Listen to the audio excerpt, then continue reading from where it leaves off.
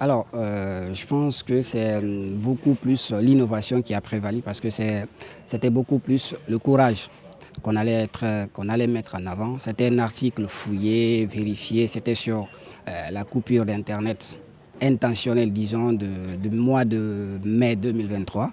Donc il fallait beaucoup plus ressortir des éléments qui prouvent qu'il n'y avait pas une panne du câble sous-marin. Donc c'était cet article. Et certes, c'est moi qui ai récompensé visiblement ici, mais c'est toute une équipe qui travaille derrière. Parce qu'on est nombreux, on est au nombre de 5, 6.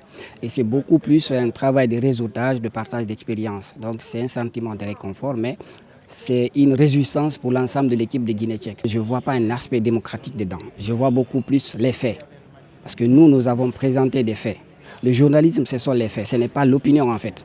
Lorsque vous étayez des faits, il faut que vous les étayiez avec des preuves. Et nous, on a mis toutes les preuves dans l'article. Donc ce n'est pas la démocratie qui a été primée, mais c'est plutôt les faits qui ont été primés. Parce qu'on a présenté des faits, ce sont les faits là qui ont été récompensés. Il y avait un travail d'équipe derrière. Donc je remercie toute la rédaction. Je suis très reconnaissante de bénéficier de ce trophée de l'ambassade des États-Unis. Bien évidemment, ce n'est pas le premier prix que je reçois, c'est le deuxième dans ma petite carrière depuis que je suis journaliste. Donc ça ne va pas s'arrêter là, ça va plus continuer à me pousser au-delà de mes limites habituelles, à en vouloir plus pour me perfectionner dans ce domaine que j'ai choisi, qui est le journalisme, mais en même temps montrer qu'on peut être femme journaliste et recevoir des prix. D'abord, permettez-moi de remercier l'ambassade des États-Unis et le Centre international des journalistes qui ont initié donc ce prix d'excellence en journalisme en République de Guinée.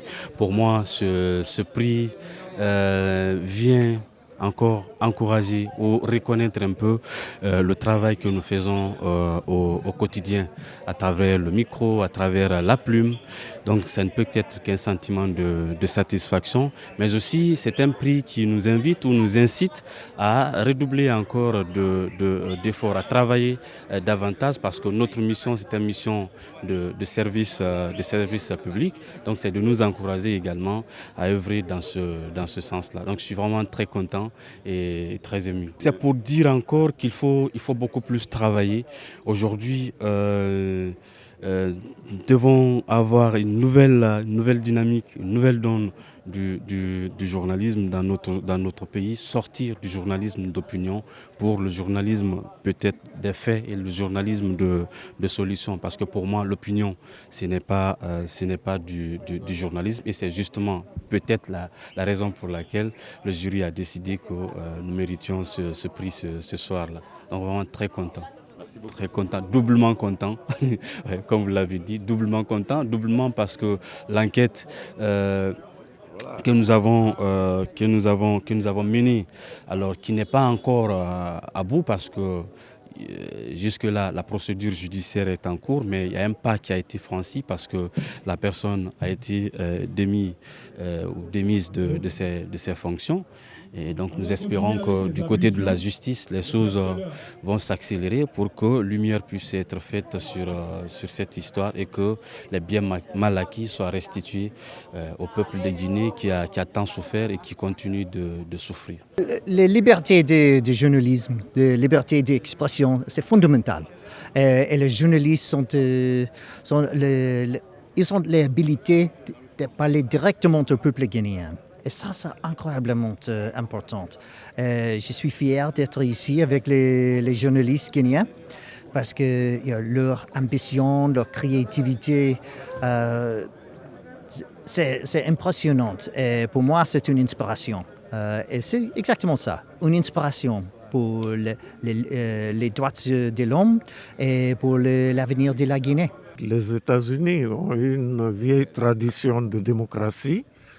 Et donc vouloir appuyer la presse et les journalistes reste dans la logique de la politique de ce pays-là. Et j'étais heureux de constater que ceux qui ont eu les prix sont des jeunes journalistes, ce qui signifie que la relève est totalement assurée et je m'en réjouis.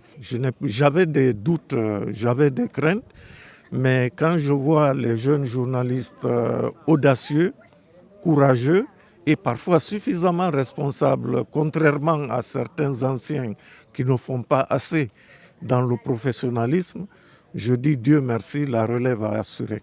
Avoir déjà le courage de compétir est une qualité. Et donc, naturellement, quand on choisit, il y a des gagnants et des perdants. Pour moi, tous ceux qui ont joué ont gagné. Et je les félicite.